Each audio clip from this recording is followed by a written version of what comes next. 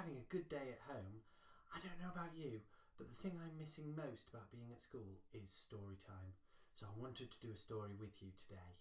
So today we're going to read One Snowy Night, which is a Percy the Parkkeeper story. And at the end of it, I'm going to have a special job that I need you to help me with. One Snowy Night. It's cold in the park in winter, but Percy the Parkkeeper doesn't mind. He puts on his warm coat and his big scarf and wears 2 pairs of woolly socks inside his Wellington boots. Percy likes to be out in the fresh air. In the middle of the park there is a little hut. This is where Percy lives. When it gets too cold to be outside, Percy goes into his hut where it's cosy and warm. The animals who live in the park all know Percy's hut. Every day he shares his lunch with them. One winter's night it was so cold that it began to snow. Great big snowflakes fell past the window of Percy's hut. "Oh," said Percy, "I think I'll need an extra blanket tonight." He made himself some hot cocoa and got ready for bed. Suddenly, Percy heard a tapping sound. There was somebody at the door. "No, who can that be at this time of night?" thought Percy. He went to the door and looked out. There on the step was a squirrel. It looked very cold and miserable. "I can't get to sleep, Percy," said the squirrel. "My bed is full of snow." "Oh dear," said Percy. "Never mind, I've got plenty of room for 2. The squirrel snuggled down next to Percy and soon began to feel warm. It was the door again. "No, who can that be?" thought Percy. And standing outside were 2 shivering rabbits. "It's freezing," said one rabbit. "We're frozen," said the other. "Oh, you poor things," said Percy. "Come on in and warm up." The rabbit squeezed into the bed next to Percy and the squirrel. There wasn't much room. Could you face the other way?" Percy asked the squirrel. "Your tail is tickling my nose." "Oh dear," said Percy. "Now there's someone else at the door." It was a fox. He looked very cold and hungry. "Could I come in too?" he asked. Percy scratched his head and thought for a minute. "Well, if you promise to behave," he said. "Oh, I promise," said the fox, and he squeezed into the bed next to all the other animals. Bump! Oops! The squirrel fell out. "Who did that?" asked the squirrel crossly. "Oh, good gracious," said Percy. "It's the door again." This time Percy had quite a surprise. There on the step was a badger, 2 ducks, a hedgehog, and a whole family of mice. They all wanted a bed for the night. Poor old Percy. And poor old Percy's bed. The animals pushed and shoved and rolled around the bed, but there was just not enough room for them all. Soon the bed covers ended up in a big tight ball. Then, bump! The covers rolled right off the bed, and everybody fell onto the floor. "Oh dear," said Percy. "This won't do at all. My bed is just too small." Suddenly, one of the mice pricked up his ears. "What's that noise?" he squeaked. Everyone listened hard. Now they could all hear it. There was a scratching, scraping sound.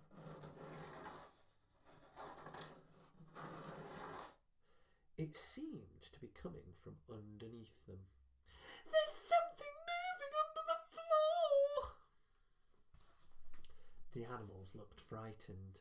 and the mice all started to squeak at once. Oh dear, what can it be? It might be a monster with fierce claws and sharp teeth. The noise grew louder and louder, and then one of the floorboards began to move.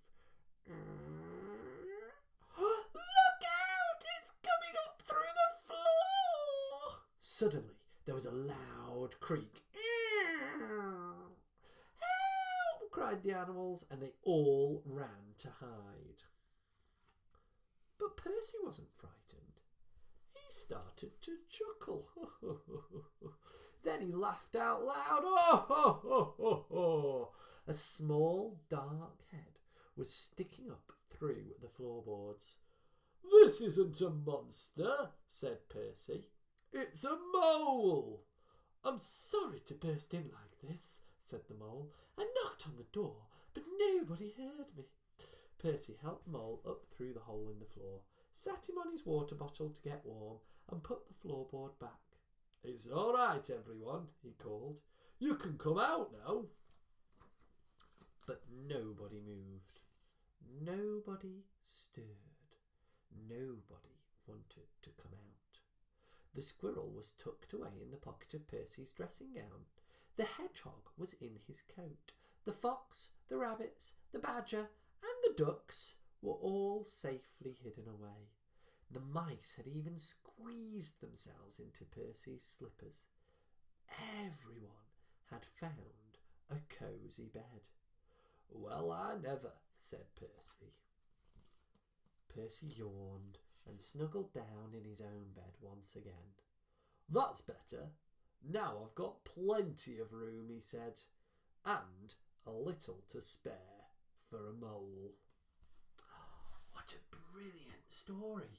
So in this story, there was a really cold, snowy night, and all of Percy's friends had really cold places to sleep, and they needed some new beds. So Percy tried to fit them all into his bed, but that didn't work, because our beds are for people. They're not very comfortable for animals. So we needed to find some beds that suited each animal. Now, I told you that after our story I'd have a special job for you to try and do at home. Now, for your job today, you're going to need some of your favourite toys. So I've borrowed some of Sophie's favourite toys. We've got a rabbit and a squirrel and a great big cow and a teddy and a dragon and 3 teeny weeny hedgehogs. These are actually a hedgehog family, and they want to share a bed together. So once you've got your toys, what we need to try and do is find the perfect beds for each toy. So your bed shouldn't be too big or the animal will still get cold, but it shouldn't be too small or the animal won't be very comfortable. It's got to be a perfect fit.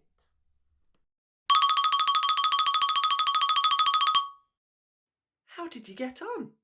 Did you manage to find beds for all of your toys? If you haven't found them yet, that's okay. But Sophie and I have been working hard, and I think we've managed it. So I wanted to share some ideas in case you're getting stuck. First of all, for our biggest toy, our great big cow, we used a chest of drawers. And in our drawer is our great big cow, and he's tucked in under one of my jumpers to keep him warm. Our next biggest toy was Teddy. Now Teddy, we searched through all of Sophie's toys and we found a shopping basket, and it was a perfect fit. And to keep Teddy warm, we've used a flannel. Next up, we had a few toys that were similar sizes. we had a dragon and a squirrel.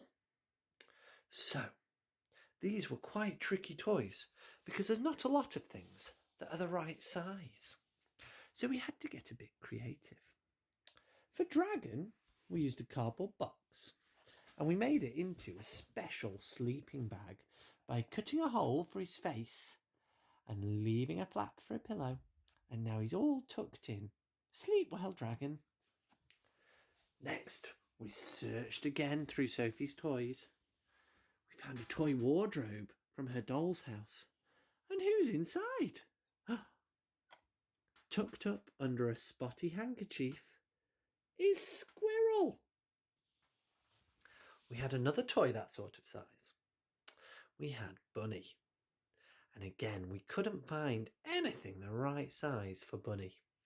So, we went to the Duplo box and we tried to build our own bunny bed. Sleep well, Bunny. Just one animal left.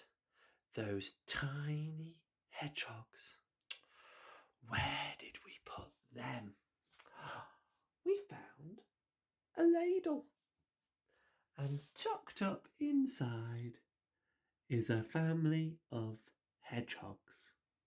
Now, we couldn't find anything to use as a duvet, so those 3 hedgehogs are going to have to snuggle and cuddle to stay warm. I'd love to see how you got on. Good luck!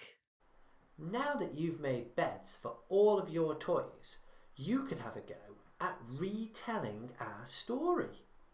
I wonder who might be the monster in your story. And could they get in through the floorboards, or will they need to find another way in?